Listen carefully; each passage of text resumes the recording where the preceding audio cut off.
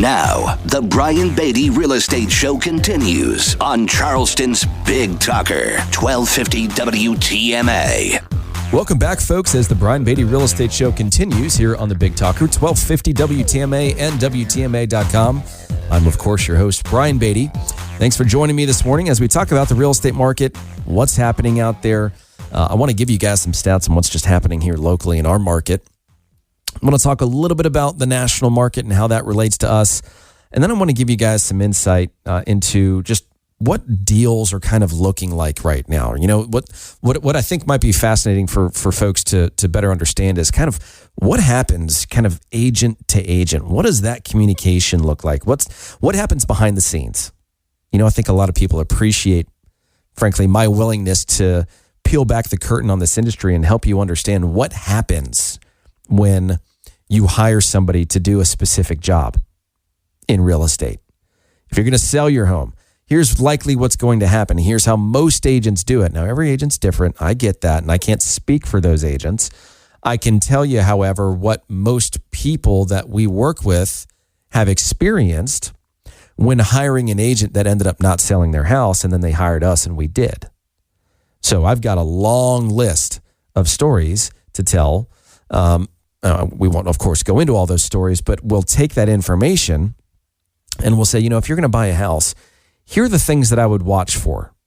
Here's what I would want in my working relationship with my real estate agent. Here's the accountability that I would be interested in creating between myself and my agent to make sure that I don't miss out on opportunities. I don't get fed a line and then work with somebody that, you know, they're great at talking the talk, not so much at walking the walk, if you catch my drift. So let's talk a little bit about the market. We'll talk about what those conversations look like. And then I'm going to talk about something pretty important and something that even I have struggled with recently. Hiring a contractor and having them do what they say they're going to do in the time frame they say they're going to do it in the budget they said they would complete it in. It's almost like you find one of those in this market and you have hit the jackpot. And that's sad. But it's kind of the reality right now. They're all busy and you're hoping that you find somebody that really runs their business like a business as opposed to just being a really good tradesman. But we'll get into that in just a minute. All right. Let's talk about the market. Generally speaking, and I'll just hit a few stats and then focus on a few. New listings are down 18%. Pending sales are down 12%. Pending sales meaning the number of homes we put under contract. Closings were down 21%.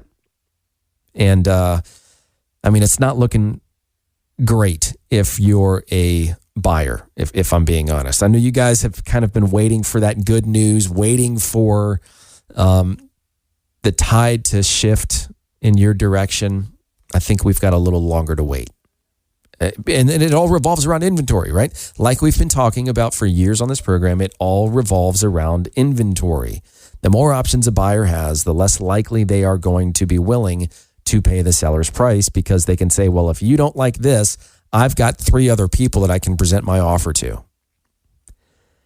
That ability, by and large, just does not exist in this market.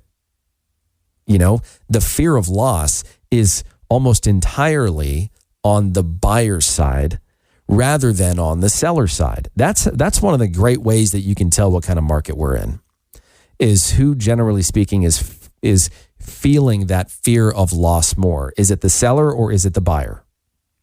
Obviously, right now, it's the buyer, right? Days on market, the amount of time it's taken to sell something has doubled. Went from 17 days this time last year to 36. Median sales price market-wide is about $405,000. The average sales price is $575,000. Last year, things were selling for slightly over asking price, 100.3% to be exact. Now we're at 97%.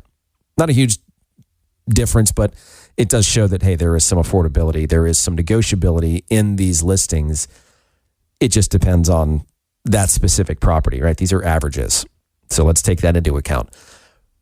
Housing affordability index, you know what? It actually got a little bit better. You know by how much? Like 1 percentage point. We are still at pretty much an all-time low for housing affordability since we've been tracking it locally. Inventory of homes for sale down 21%. Months supply of inventory has not changed. In Berkeley County, the median sales price is $384,000. That's remained fairly unchanged so far this year. It's taking about 2.5 times the amount of time to sell a property, even though inventory is down 25%. In Dorchester County, the median sales price is $379,000, which is up about 5%. Homes are taking twice as long to sell, a little bit longer than that actually. Inventory is down 21%. Charleston County, median sales price is $611,000. That's up 6%. It's taken almost twice as long to sell homes as it was this time last year. Inventory's down, 26%. But here, I want to focus on just a few key areas really quickly, and I want you guys to just see, or hear rather. It depends on see if you're watching me on YouTube, and I appreciate those of you that do, because we take all these radio shows and I'm videoing myself as we speak, and then we put those into videos. We put them on our YouTube channel, which is why we have like 800 something videos, because we've been doing this for a long time. So, if you look at Lower Mount Pleasant as an example, the average sales price $1,306,009 to be exact. All right, that's up 9% this year.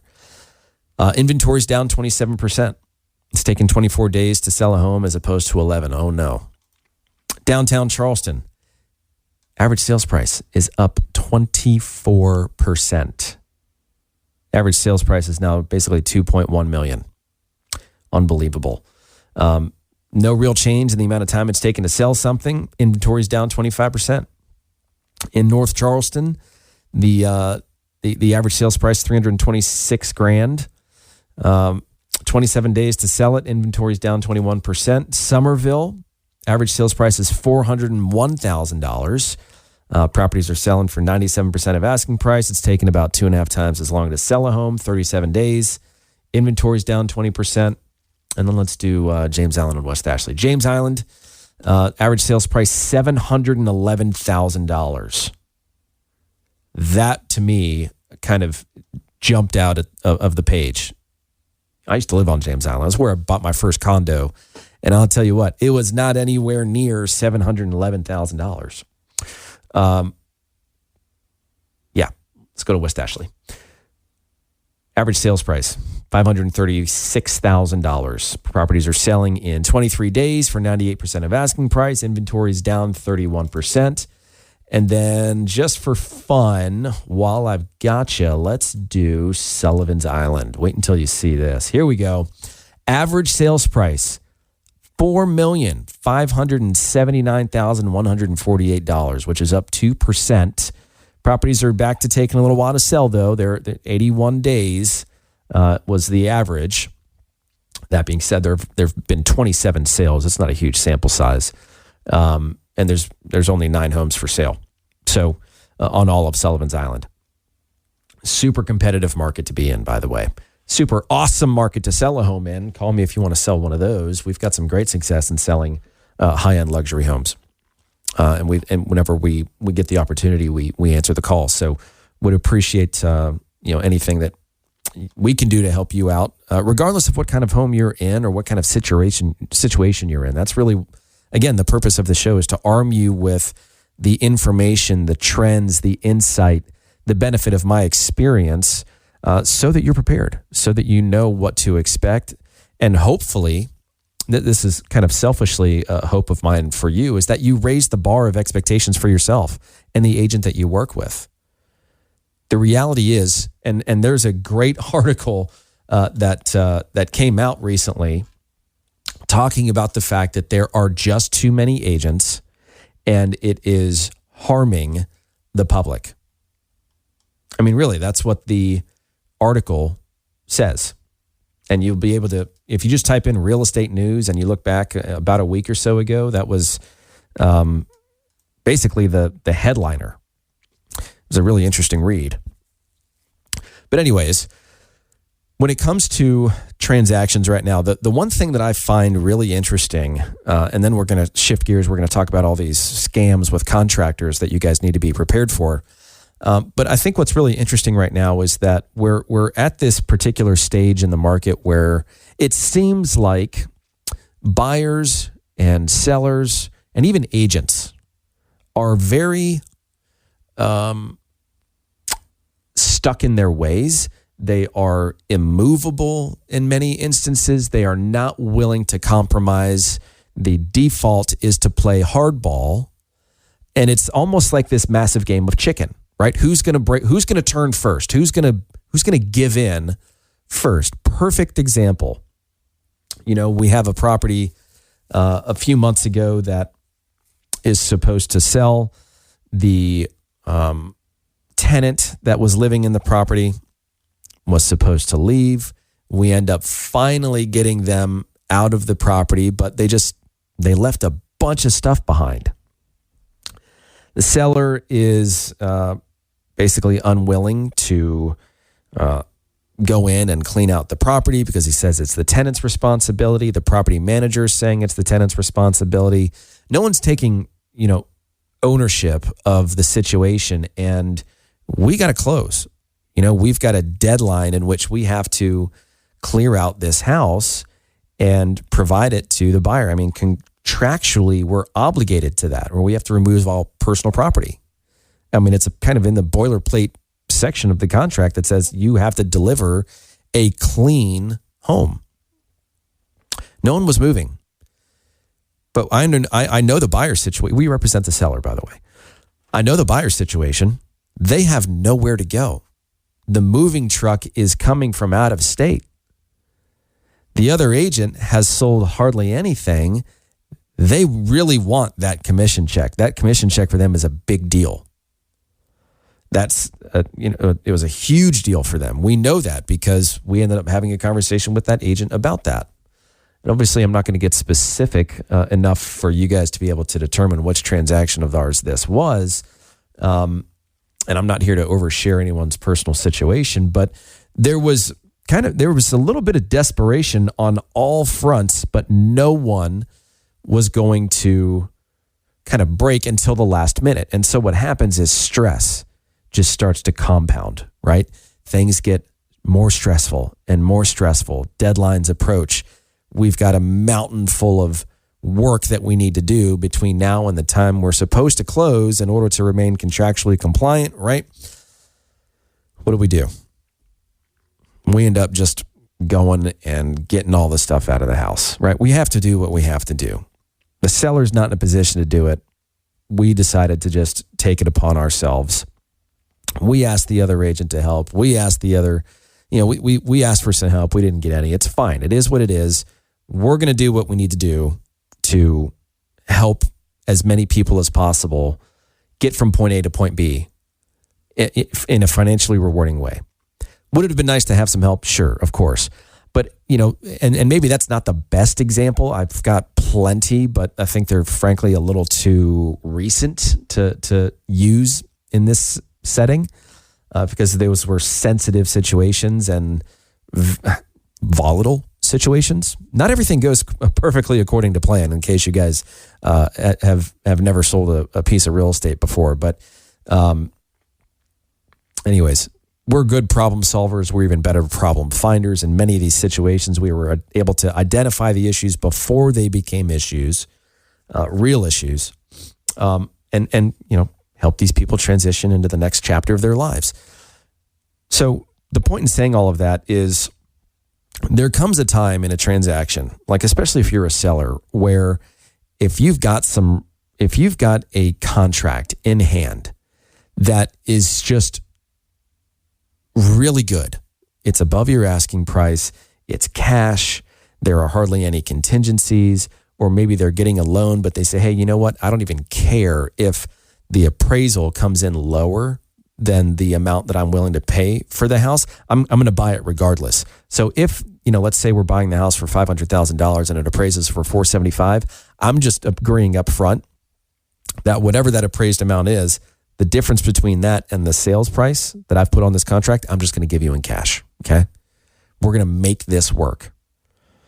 Some sellers get a little too greedy and they put too much trust in the offer and the initial contract that they accept, because here's the deal. Here's what's really important to understand. Our contracts have a due diligence period that gives the buyer a certain amount of time to investigate anything they want about your property, renegotiate based on whatever information they obtain or how they're just feeling. Maybe they woke up the next day and they say, you know what?